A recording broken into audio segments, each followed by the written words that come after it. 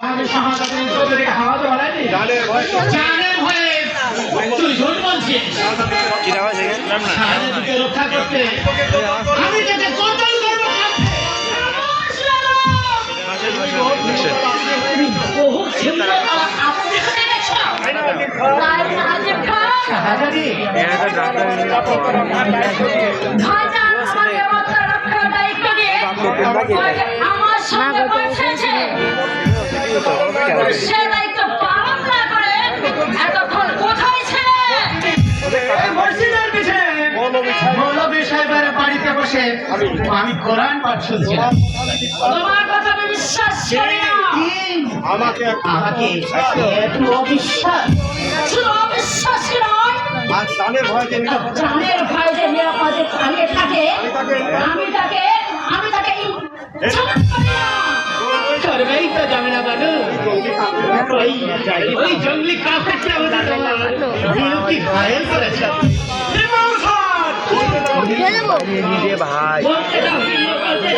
কারবার ভবানীপুর 100 আলে এসো না জয়। আমি তোকে মন্দিরে পৌঁছে দিয়ে আমার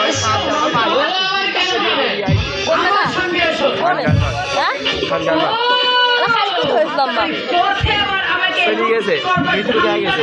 তাই না? বামন হয়ে কার সাথ ভবানীপুর সরকার মারবো কালকে মারছিল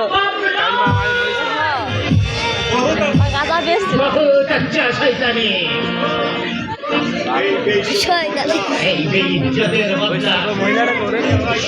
চামতে যদি আমি আদায় করতে না পারি ঠিক আছে সে খাই আমি আজিম খা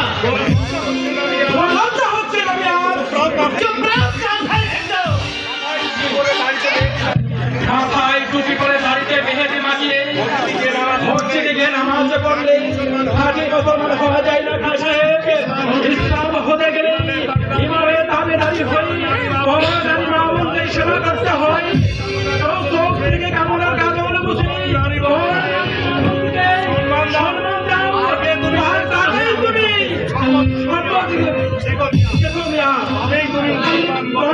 তুমি মুসলমান করে পরিচয় দাও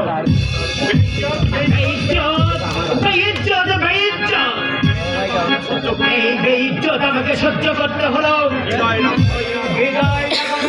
বেয়াদব জনাব বেহুদা কাফের সেনাপতি রণাঙ্গনের জন্য ওই জঙ্গলি কাফেরটাকে আমার তমান পরিকল্পনাটাকে বরবাদ করে দিলাম ওই জঙ্গলিটাকে আমি কিছুতেই ক্ষমা করবো না শুধু